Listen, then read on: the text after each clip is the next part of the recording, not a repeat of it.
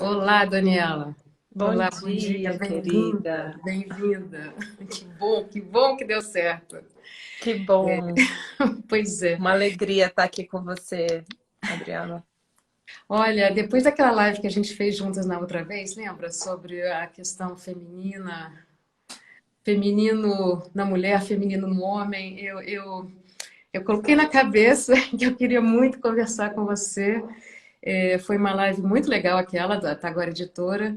O seu livro, O Abraço à Sombra, que eu li logo depois que saiu, ele foi publicado em 2018 pela Taguara Editora, foi indicado pelo próprio Taguara, ele me fez como presente o seu livro, e aí eu, eu já o presenteei a várias pessoas. E bacana de você estar podendo estar aqui hoje comigo, é porque a gente vai falar sobre luto, que eu sei que é um assunto do seu coração, e esse assunto tangencia o abraço à sombra, por várias questões que a gente vai conversar hoje.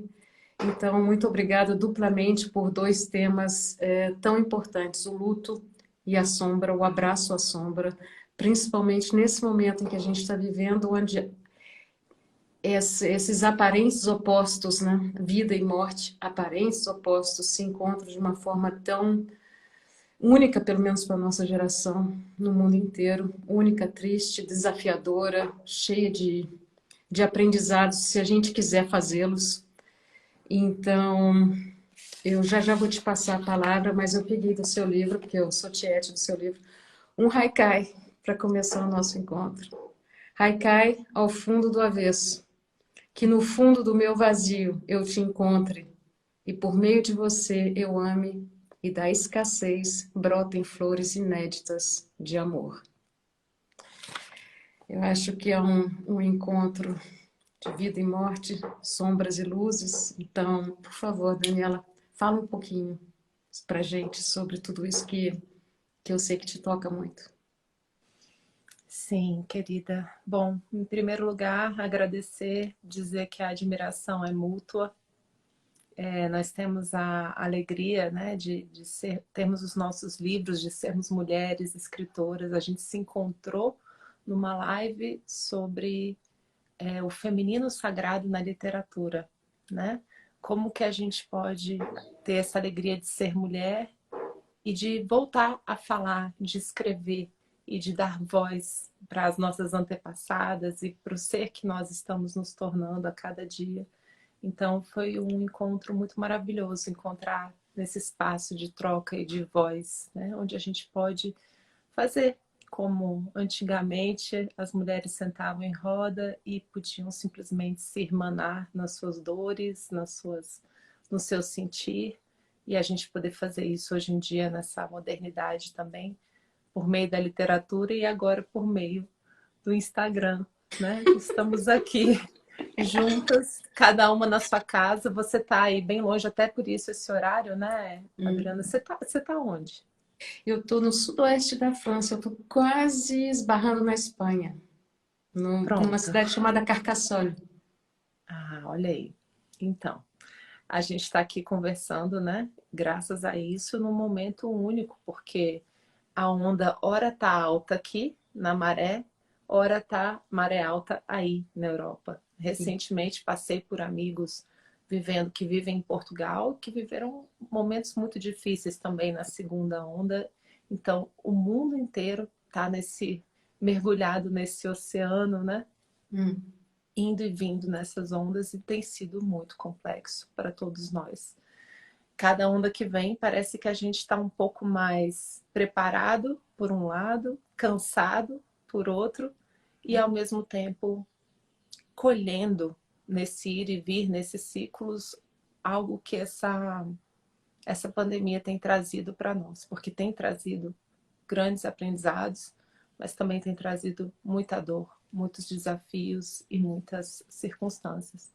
Então, pensar nisso, para mim, e já pegando o gancho no Abre que você trouxe, não tem como a gente não recorrer aos ciclos da vida, né? Os ciclos da vida. Nós mulheres ainda vivemos isso tão fortemente no nosso corpo, né? Com as fases da lua, com todos os nossos, a nossa natureza que é extremamente cíclica. Homens também são compostos aí de 70% de água e também estão expostos a essas marés, a essa situação toda, né, de ser natureza. Nós somos terra. Nós não estamos aqui por acaso, rifados. Nós somos filhos da terra, né? Então a gente sente essas marés, a gente sente esse ir e vir, e o mundo está todo ligado por essas impressões que a gente vem vivendo desde dezembro de 2019, quando isso surgiu em Wuhan, na China. Porque lá já foi algo impactante, embora distante, a gente fala de China como lá, lá, lá. Aí quando começou a surgir na Itália, ficou mais próximo, né? E aí bate na porta de casa, né? Então, assim, nunca tivemos uma noção tão nítida e tão clara de que somos um e que se alguém espirrou lá na China, logo, logo, né? Vai chegar aqui. Logo, logo vai nos tocar. Nunca tivemos, por conta das viagens aéreas, por conta da rapidez, né? Da conexão entre o mundo todo que se estabeleceu, a quantidade populacional de tudo, né? A pandemia, a gente sabe que o planeta já enfrentou muitas outras, né? Sim. Muitas outras. Esse é cíclico também. De tempos em tempos vem pandemias. E ontem eu estava conversando com meu esposo, ele estava me falando de o sócio dele leu alguns livros sobre pandemias anteriores e parece que do mesmo jeito que veio, de repente vai. A gente não sabe o tempo de atuação, mas vem e vai, né? Com relação a outras estudadas em ciclos anteriores. E a gente sabe também que não vai ser a última, né? Ciclos. Então, como que a gente entra nesse tema de hoje sem falar de ciclos, né? Sem entender que é vida, morte, faz parte também do ciclo da vida, né? A gente nasce, vive, se reproduz e morre. A gente aprende isso na escola, né? Você aprendeu isso, Adriana? Eu aprendi assim, nasce, vive, se reproduz e morre. Só que a gente não consegue olhar pro morre. Não é fácil. Como não é fácil olhar para a sombra. Como não é fácil olhar para a finitude. E ver como que a vida passa por meio de nós. E ver a vida levar nossos afetos. Então, isso faz parte da condição de ser humano. O negar também faz parte. O querer não ver, né? O querer evitar. Agora chega uma hora que bate na porta. Que chega, né? Que vai uma avó, vai um avô. Às vezes vai uma mãe, um pai, às vezes um irmão muito cedo. Às vezes a gente passa por uma experiência de um aborto espontâneo ou não. Coisas delicadas da condição humana, né? Então, incluir o luto, incluir a sombra, na minha humilde opinião aqui, é dar lugar para a minha vulnerabilidade e para a minha humanidade. É isso que, para começar, me vem te responder. Esse ponto da vulnerabilidade talvez seja uma porta de abertura, na minha opinião, pelo menos no consultório. Uma porta de abertura para um começo de um trabalho de luto. Negar faz parte da condição humana. A gente nega porque tem medo, a gente nega porque instintivamente até sabe que não tem recursos para lidar com o que está acontecendo, ou com o que vai acontecer, ou com o que a gente imagina que vai acontecer. Só de imaginar já existe até a condição de negação, porque eu imagino o futuro e começo a reagir a ele agora no presente, mesmo que ele não vá acontecer. Então isso tudo faz parte da nossa vida, da nossa humanidade. A palavra que você falou, vulnerabilidade, eu gostaria de entrar um pouquinho nessa questão, na riqueza e na dificuldade que é aceitar a própria vulnerabilidade. A gente vive numa sociedade de produtividade, uma sociedade que em várias situações nega também até o próprio envelhecer, que é também uma vulnerabilidade até biológica, ou que traz em si essa vulnerabilidade. E abrir-se para viver o dia a dia, entendendo e aceitando a própria vulnerabilidade e a do outro, e a de uma sociedade inteira, é um imenso desafio. Tem uma frasezinha bem pequenininha do Thomas Mann, na Montanha Mágica, que ele diz: todo interesse na doença e na morte é, em verdade, apenas uma outra expressão do nosso interesse na vida. E a gente talvez tenha vivido muito tempo com o pêndulo para o agir, o fazer, que faz parte da nossa sociedade, e o pêndulo foi um pouquinho para o outro lado, ou como você fala, o ciclo, e a vulnerabilidade que a gente às vezes não gosta de sentir, todo mundo quer ser forte o tempo inteiro, mas na minha opinião pode ser uma porta que se abre para uma nova descoberta do próprio ciclo da vida.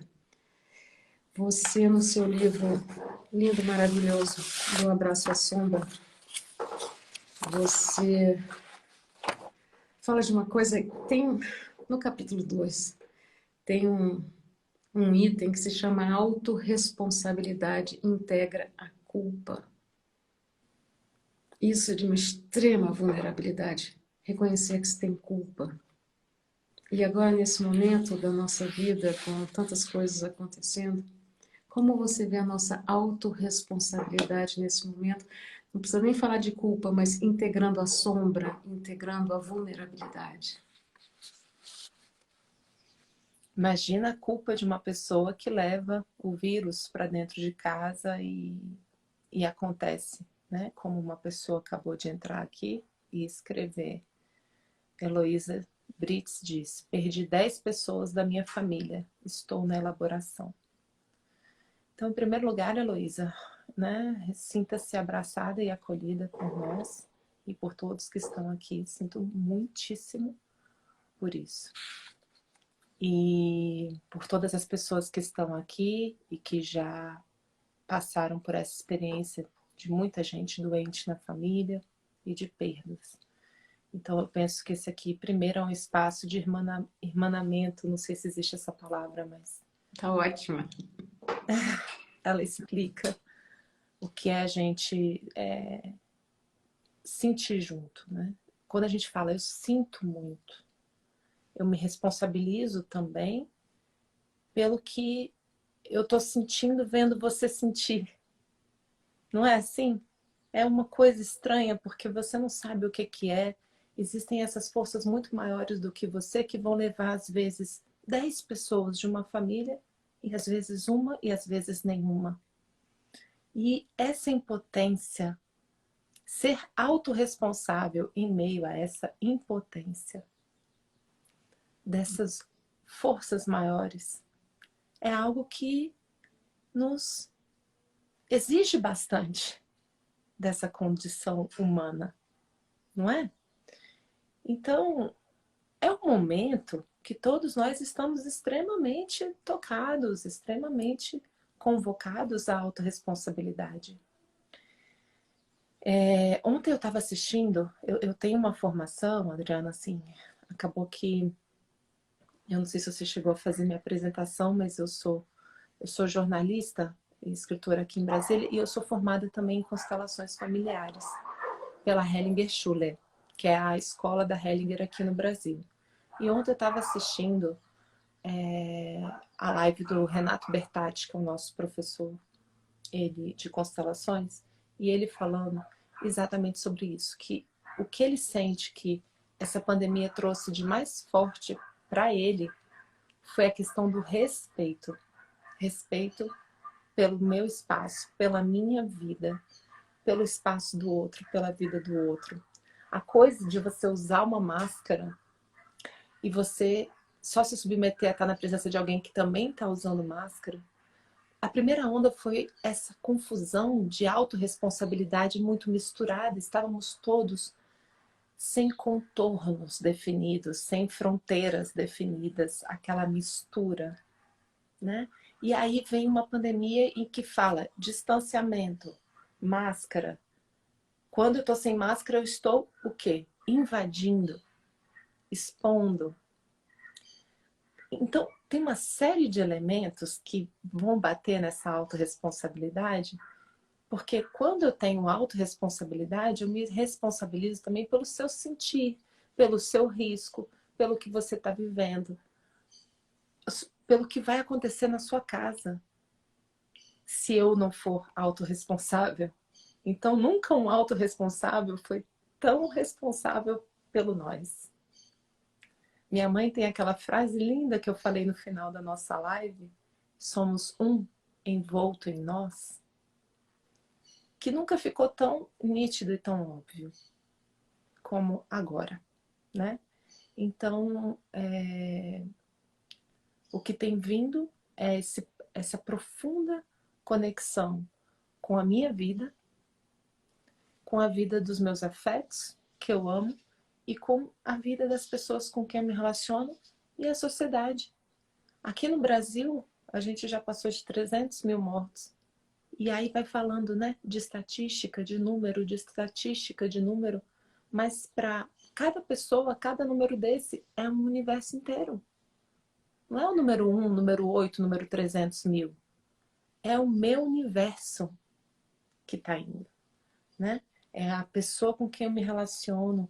É uma profundidade. E ao mesmo tempo, a gente tem isso em perspectiva e eu também, dentro dessa grandeza, desse maior, que de tempos em tempos tem as pandemias, que tem essas situações, algo maior rege tudo isso e está agindo, né? Então, ao mesmo tempo, é o tudo e é só poeirinha. É a estrela da minha vida e é a poeirinha cósmica. Como que eu integro esses dois? Para mim é tudo e no todo é nada, né? Do pó viemos, ao pó voltaremos. Então, assim, a autorresponsabilidade está trazendo para a gente essa convocação a aprendermos com essa situação, sendo sérios, sendo compromissados com a gente mesmo, compromissados com as pessoas com quem a gente convive. E um elemento fundamental, que é a conexão com a realidade. Nós escapamos da realidade o tempo inteiro. Ah, não é tão perigoso assim. Ah, não, é só uma coisinha qualquer. Ah, não vai me pegar. Ah, não. Então, não é fácil. É um desafio imenso.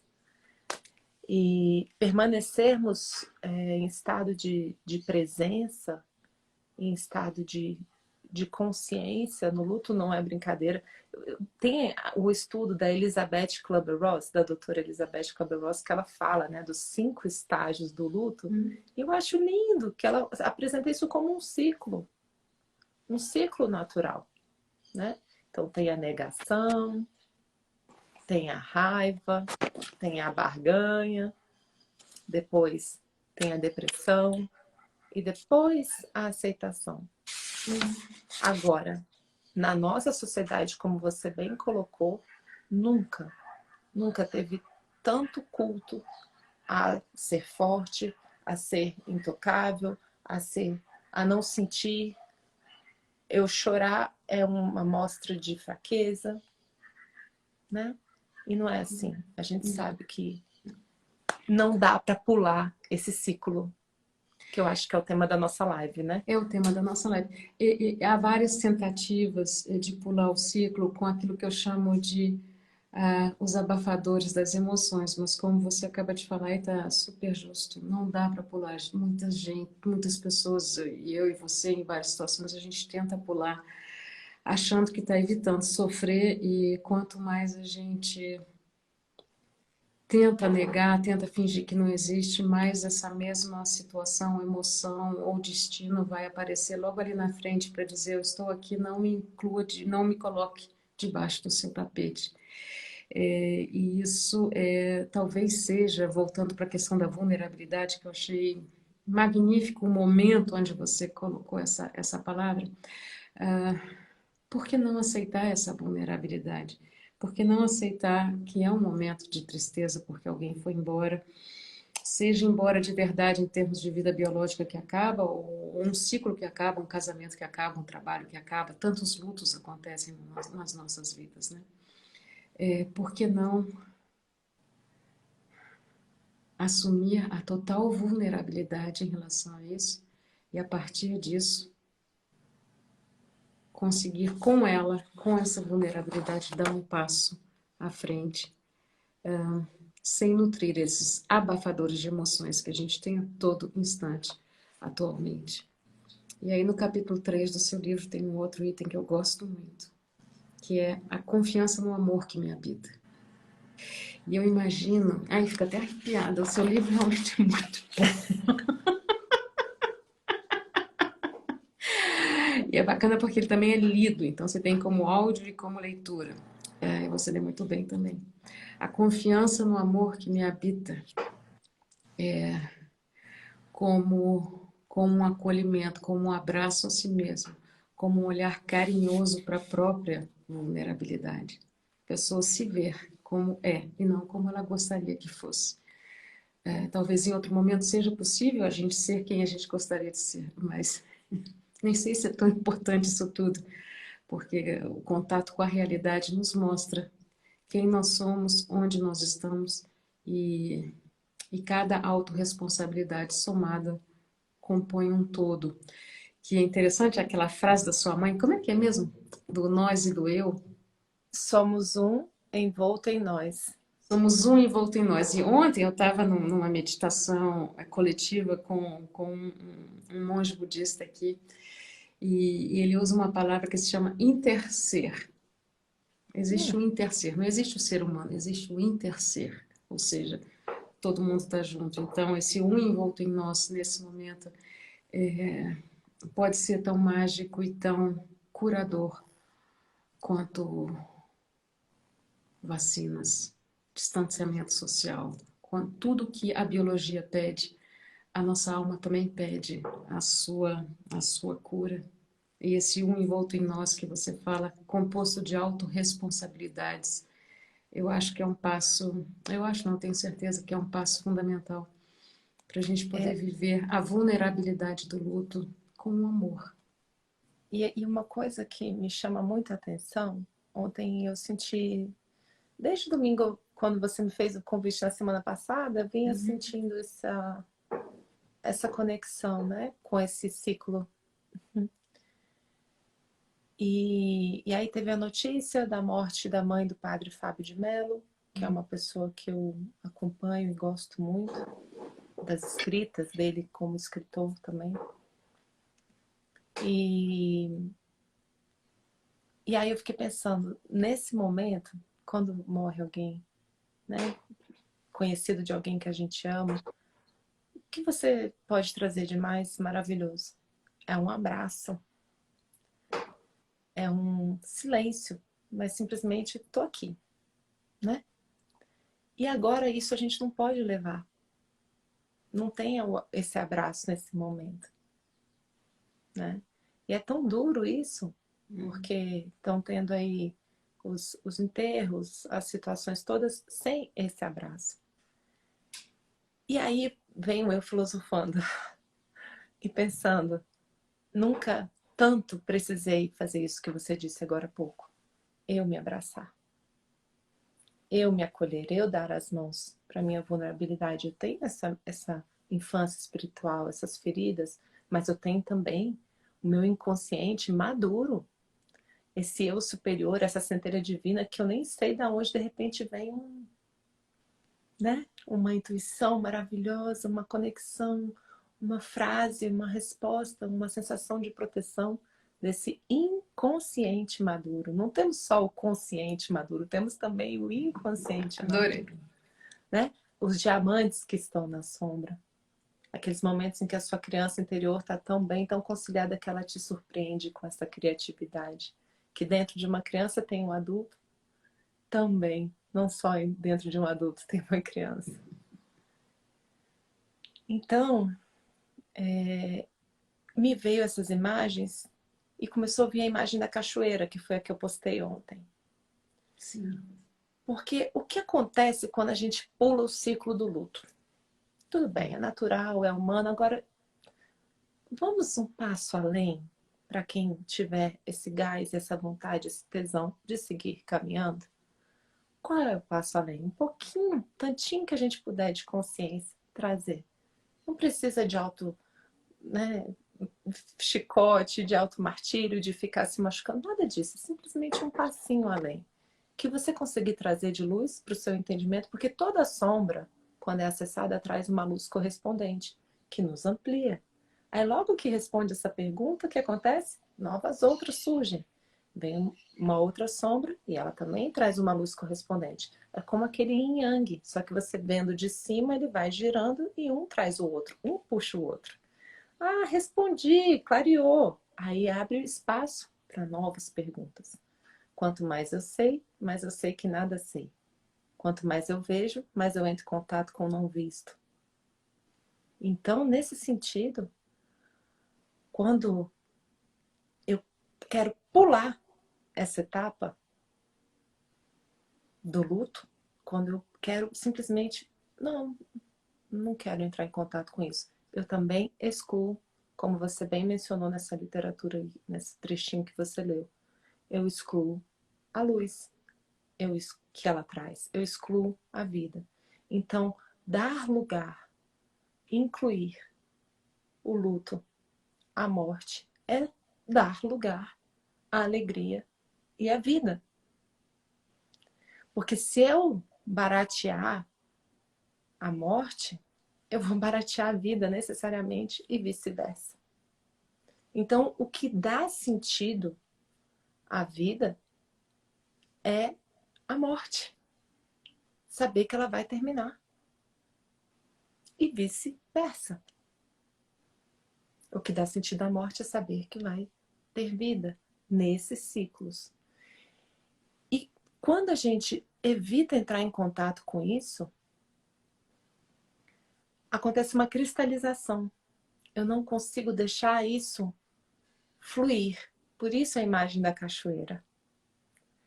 Porque se você pensa num trauma, é uma cristalização, é uma tristeza.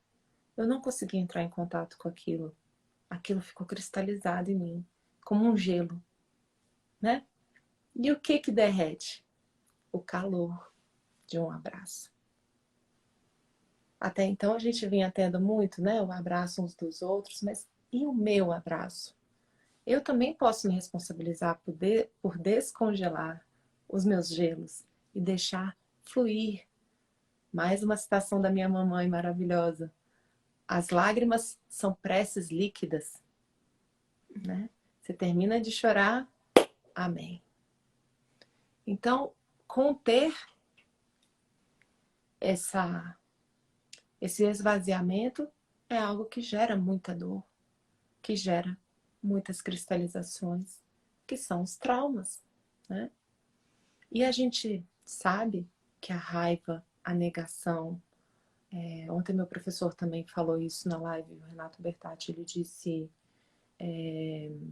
outros aspectos de negação, o sabichão, né? Enfim, são todos sentimentos secundários que estão escondendo o quê? A raiva é um sentimento secundário, Bert Hellinger falava isso também. No fundo desses sentimentos secundários está o quê? Uma profunda dor, uma profunda tristeza. E aí, essa é a grande chave da vulnerabilidade. Porque é na vulnerabilidade de entrar em contato com essa dor e ver aquilo que é e chorar junto, é o que me torna forte, é o que me torna humana. Porque eu entro em contato com os meus afetos, eu entro em contato com os meus vínculos, eu entro em contato com o que foi mais importante para mim. E aí eu posso chorar e eu posso deixar isso correr, isso me atravessar. Aqui em Brasília a gente tem os cobogós, né? Você já deve ter visto o meu texto aí também. Quero ser um cobogó. De É. deixar, tá cansado em meio ao seu luto? Descansa. Tá triste? Chora. Né? Tá com raiva? Pega um saco de pancada. Entra em contato com isso e deixa isso fluir, né? Mas a gente sabe, cada um tem os seus processos. Eu só sinto que é um trecho do ciclo, dos ciclos. Como disse aqui a Heloísa também, uma querida Heloísa, você está contribuindo tanto. Ela disse aqui de um livro, né? A morte é um dia que vale a pena viver. Ótimo livro.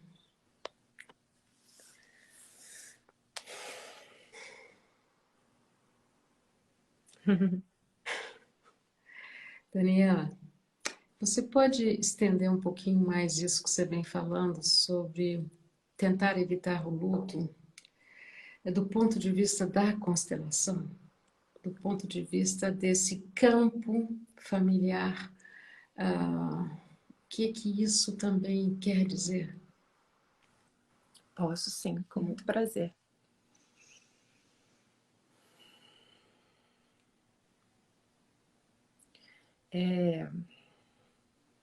Bert Hellinger, ele viveu a Segunda Guerra Mundial. Ele nasceu numa família com um pensamento muito aberto para a época. E eles tinham vizinhos próximos que estudavam muito assuntos diversos de espiritualidade, de filosofia e da vida de Jesus. E ele, aos 5 anos de idade, já tinha a absoluta clareza que ele queria ser padre. 5 anos de idade. Então veio todo o movimento, né, nacionalista do partido nazista, e ele foi convocado.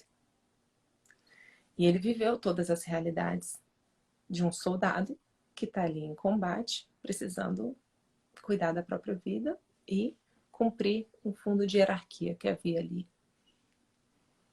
dentro daquele movimento difícil. E ele, obviamente, passou por todas essas experiências com muito trauma, e assim que a guerra terminou, ele ainda ficou 2 anos preso numa prisão na Polônia de ex-soldados nazistas. E ele passou por situações delicadíssimas nessa prisão. E havia um guarda que cuidava da área dele, sempre muito silencioso. Ele não falava.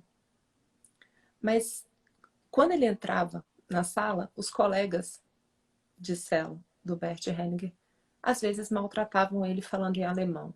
Ah, chegou esse XYZ, chegou nananã. E o Bert sempre falava, não fala assim dele, respeito, né? Então ele sempre defendia. Só que o Bert não sabia, porque ele achava que era uma prisão de oficiais norte-americanos todos. Não eram. Era um alemão judeu. E ele ouvia o que o Bert falava. E ele foi se afeiçoando ao Bert. Até que um dia ele deixou o Bert fugir. Tem muitos detalhes maravilhosos na história, mas eu vou encurtar. Um dia eu te conto. Isso tudo está no livro Um Lugar para os Excluídos. É lindo esse livro. Mas assim que o Bert fugiu, ele foi viver na igreja, o que ele queria. Ele voltou para casa e foi o tempo dele voltar para casa e ir para o seminário, né, de noviços, enfim. E então ele viveu essas realidades, né? E quando ele foi experimentando, ele foi 25 anos padre, ele viveu um tempo na África do Sul, conviveu com os Zulus, entendeu sobre a importância da ancestralidade, entendeu sobre a importância, né, de você estar bem com seus antepassados. Lá também ele viveu os primeiros contatos com as dinâmicas de grupo, interreligiosa, com várias outras colocações, ele foi encontrando a beleza da vulnerabilidade, da humanidade e de ser impotente perante esse todo. E quanto mais humilde, quanto mais recolhido no meu próprio lugar, mais eu tenho isso aqui de poder de ação frente a esse todo. Então, um passinho por vez eu vou resgatando isso. Por que eu estou dizendo isso? Porque um homem que viveu isso, a culpa de ser alemão, eu não sei se ele chegou mesmo a matar alguém ou não, mas deve ter visto muita morte, deve ter precisado se defender. E ir com culpa é um assunto muito caro para as constelações familiares e para o Bert, porque a gente só consegue se potencializar quando a gente assume a culpa. Quando a gente entra em contato com o que fez. Quando a gente sabe que viveu aquela situação e assume. E o que ele dizia era: aqui eu me torno adulto. Somente crianças não têm culpa. Eu permaneço criança quando eu não assumo a culpa. Eu cresço quando eu assumo a culpa, né? E ele pôde observar em muitas e muitas dinâmicas de constelações familiares que quando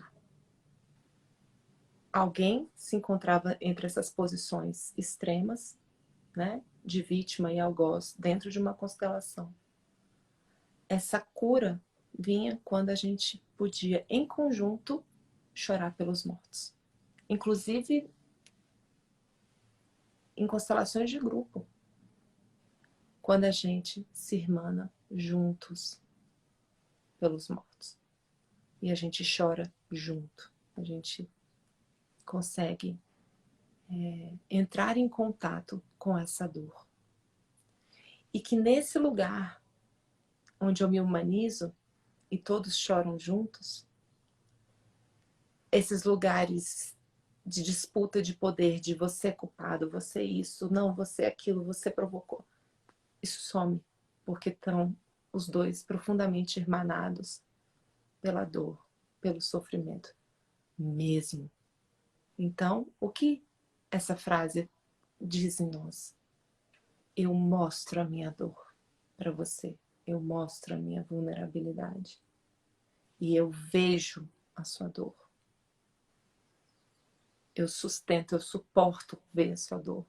Eu dou suporte. Então, nas constelações, esse é um movimento que, quando ele acontece, e um suporta olhar para a dor do outro, algo muito interessante acontece que derrete esse gelo e deixa essa cachoeira fluir num choro em conjunto, quando a gente olha para os excluídos, quando a gente olha para os mortos, quando a gente olha para a dor também dos assassinos, quando a gente olha para a dor do que uniu aqueles destinos de uma forma que é tão maior, né? Isso não vai impedir, por exemplo, esse último livro que eu escrevi foi o livro do juiz Sam Stort, que chama A Origem do Direito Sistêmico, em que ele falou lindamente sobre a importância da pessoa que cometeu um crime cumprir a pena para ela mesma. Para ela mesma se redignificar perante ela mesma. Então, você assumir uma culpa traz a paz do apenamento desse condenado. Ele fica em paz com o cumprir da pena dele. Na medida, porque ele também estuda nas constelações familiares a dosimetria.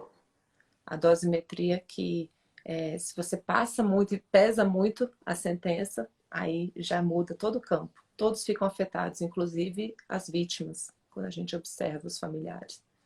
E quando é menos, todos ficam afetados, inclusive a família do assassino, né? Tem uma história, se me permite eu falar só uma Claro, última coisa? imagina, tá ótimo.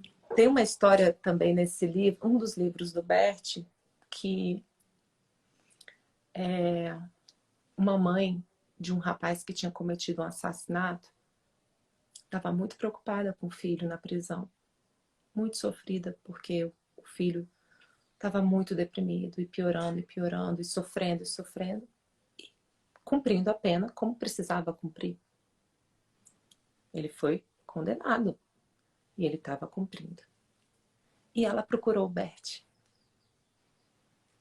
Por favor, Bert, o que eu faço para o meu filho ficar bem? Aí ele falou, imprime a foto da vítima e coloca dentro da cela e pede para ele olhar para essa foto todos os dias. Onde os extremos se tocam. E assim ela fez. Ela levou e o rapaz, em algumas semanas, conseguiu se recuperar. E ele passava dia e noite olhando. Passando pelos processos internos dele, mas com o tempo, aquela foto ajudava ele a lembrar do porquê que ele estava ali. E ele foi sentindo paz, não como uma autopunição. Ele foi resgatando esse entendimento. E ele realmente passava dia e noite olhando para aquela foto. Eu sei que é uma história muito forte, mas esse é um momento que demanda da gente colocações claras daquilo que é da realidade, né? Então, essa conexão com esse lugar, dessa vulnerabilidade da gente... Na vulnerabilidade a gente olha a realidade, entendeu? Uhum. Na vulnerabilidade a gente sai do pedestal da defesa, eu não sinto, eu sou forte, eu tô aqui. E aqui em cima, nesse pedestal, ninguém se relaciona, não tem encontro. Quem é que abraça, beija, transa em cima de um pedestal? Não dá. Você pode fazer uns malabarismos ali, não vai rolar. Então a gente, para encontrar, a gente precisa estar aqui, ó, em contato com a terra, com o chão, daquilo que é, da nossa realidade, do que aconteceu. Foi assim. E ele assumir essa responsabilidade é o que nos torna adultos. A gente sai da criança inocente. Sim, sim. E a gente entra naquilo que você escreve tão bem no livro, a questão... Nós somos, agora já no capítulo 4, nós somos responsáveis pelas criações individuais e coletivas, que é um item que resume, só pelo próprio título, resume tudo que a gente vem conversando hoje. O eu envolto pelo nós, o interser, não há... Não, a gente gostaria que tivesse o nós e eles na hora da raiva para poder acusar e apontar o dedo, mas o que faz parte da natureza humana, mas também faz parte da natureza humana ampliar esse olhar e aprender, e o Hellinger faz isso tão bem, aprender a sentir esse campo onde todo mundo é interconectado e corresponsável de várias formas. Compreendendo a água em que eu estou mergulhada. Outro item maravilhoso. Nós estamos mergulhadas e mergulhados agora numa água de um ciclo bastante complexo.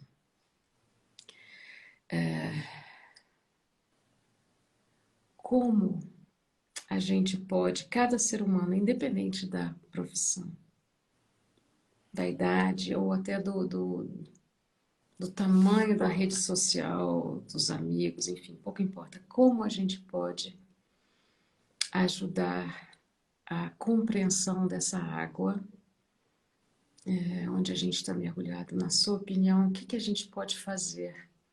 A Monja Coen sempre fala aqui que a grande oração se traduz na ação. Então, quais as ações que a gente pode ter nesse momento que ampliem a compreensão, que de alguma forma deem uma colaboração, uma contribuição para ampliar essa compreensão dessa água e das possibilidades de fluxo dessa água. Curioso você falar isso. Eu tive um sonho. Há uns 6 meses atrás. Eu escrevi esse sonho. Eu vou colocar agora no meu stories. E seria uma honra para mim você ler esse sonho, Adriana, porque eu tive ele na primeira onda aqui no Brasil. E só um mês atrás eu senti que eu tinha essa vontade mesmo, natural, de escrever sobre isso. Eu comecei a sentir uma pressão muito grande quando foi chegando a segunda onda de trazer isso às claras, porque estava só aqui, né? E eu não tenho essa facilidade de guardar, assim, sonhos. Eu vivo, eu acordo, depois de um tempo eu já não lembro de nada. E esse foi daqueles que eu acho que as pessoas chamam de sonho lúcido, não sei, que eu não consigo esquecer nenhum detalhe dele. Assim, ele foi e me atravessou, então algo no meu consciente, ou meu inconsciente adulto falou, esse tu vai lembrar.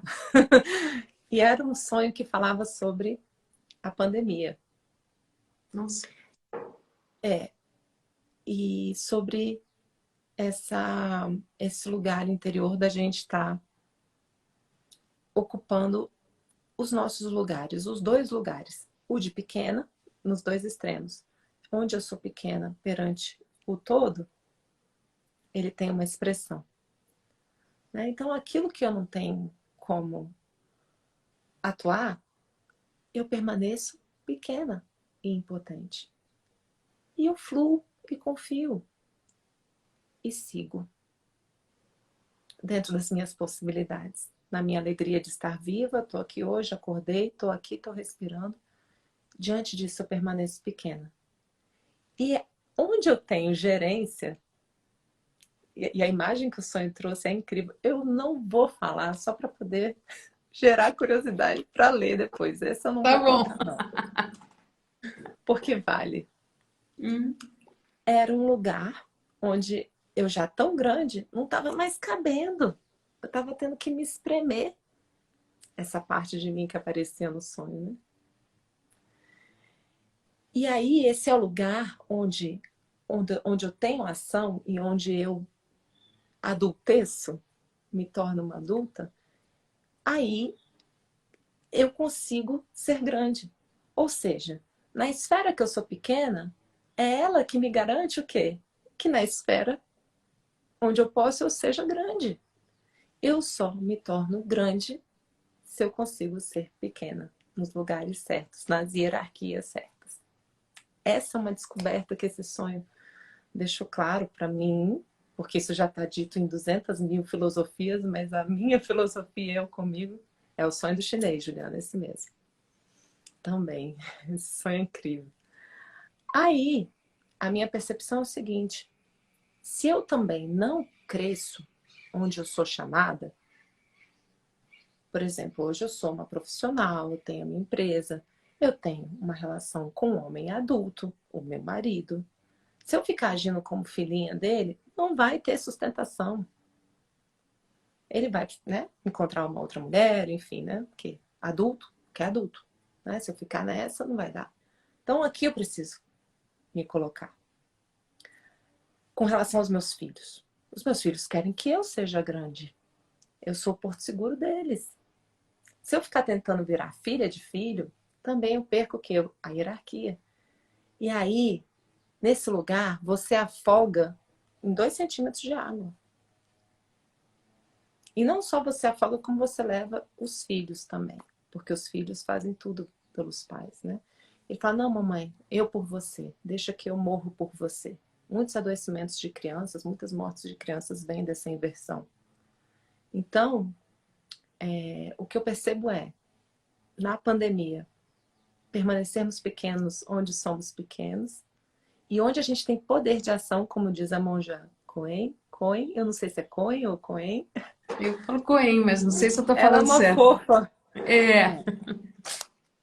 Agir. Então, se você sabe que alguém está passando por uma situação, como que você pode agir? eu com todas as minhas amigas que tiveram coronavírus, eu ficava todo dia, passava, mandava um meme.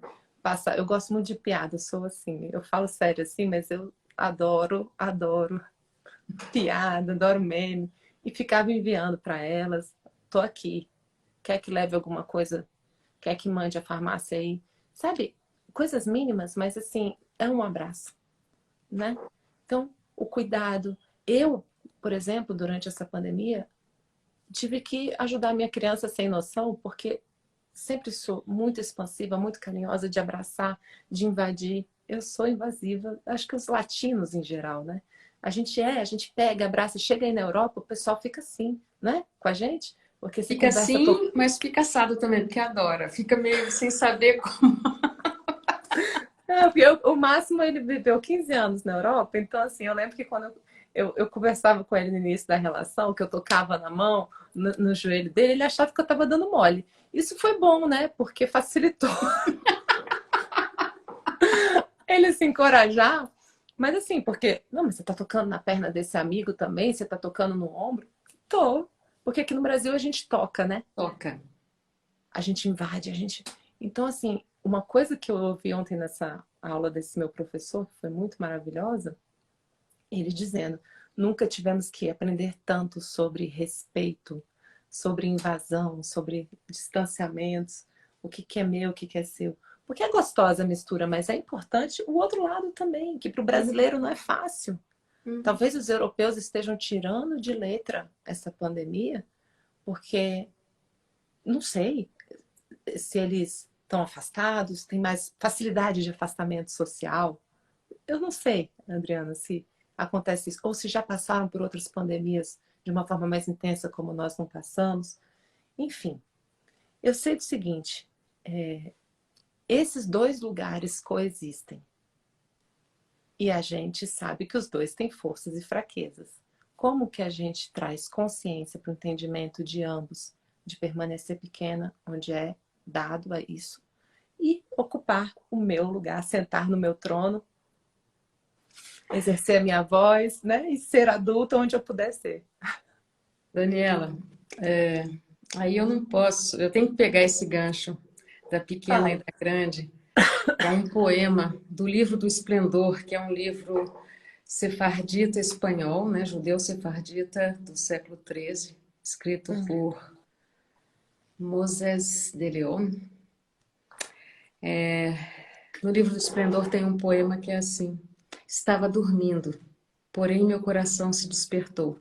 Foi a voz do meu amado chamando-o, o Senhor, bendito seja Ele. E ele me disse: abre-me uma abertura, não seja maior do que o buraco de uma agulha, e eu te abrirei as portas celestiais. Então a gente tem aqui a pequena Adriana, a pequena Daniela, a pequena Heloísa, a pequena Lúcia, o pequeno Marcos, todos pequenos e todos grandes, da forma justa e certa.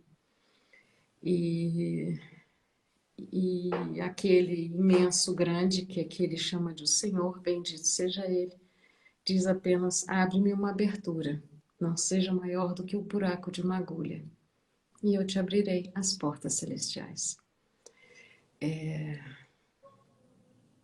A gente está já chegando ao final, daqui a pouco o próprio Insta vai cortar a nossa. A Ele não tá nossa. cortando mais não, viu? Ah, não está cortando mais não? Agora ele só corta com Olha, 4 horas, mas eu não vou poder ficar mais muito tempo, porque eu eu tenho uma também não. reunião. Eu tenho uma Mas reunião 9h30. não, beleza. Eu também tenho daqui a pouco minha próxima paciente. De qualquer forma, Daniela, eu quero muito te agradecer, não só pelas palavras, mas pela presença. Você tem uma presença que irradia algo que, que é esse abraço imenso.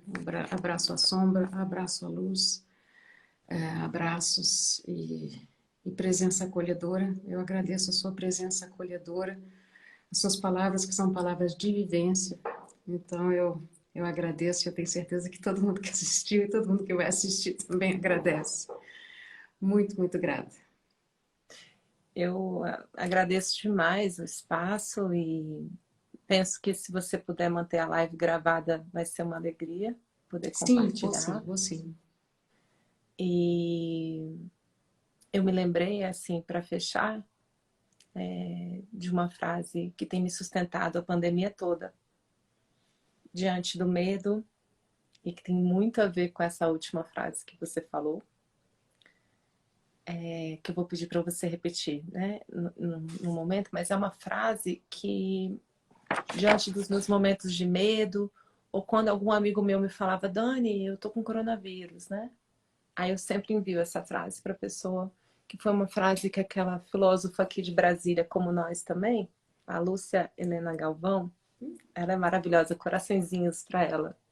Ela é incrível. Ela fez uma... Esse é o problema, não consigo lembrar dos nomes certinhos, mas ela fez uma palestra a respeito das vulnerabilidades, algo assim. Eu vou enviar depois para você. Mas é naquele espaço onde a gente não tem esse domínio de ação. E ela se referiu a uma passagem do Velho Testamento, onde, diante de algo maior do que nós, e que ele vem e bate a porta, tem essa passagem, né? Sou eu, não temais. Não temais, sou eu. Então, ao ler essa sua frase, repete ela aí, por favor. Estava dormindo, porém meu coração se despertou. Foi a voz do meu amado chamando-o, o Senhor, bendito seja Ele. E ele me disse, abre-me uma abertura, não seja maior que o buraco de uma agulha, e eu te abrirei as portas celestiais. Não temais, sou eu. Querida, gratidão. Até a próxima.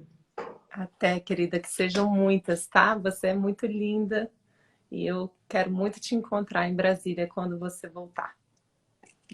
Já tô quase comprando a passagem, eu te aviso. Espera que aqui, por enquanto, tá precisando ter muito cuidado, mas É seguimos verdade. juntos em contato, viu? Assim que puder, eu tô morrendo de saudade. Um beijo. Eu quero só agradecer a todas as pessoas que estavam aqui e mandar um beijo, porque foram todos dando sustentação para esse papo. Gratidão a todos, um lindo dia, pessoal. Gratidão a todos, muito obrigada e até a próxima. Tchau.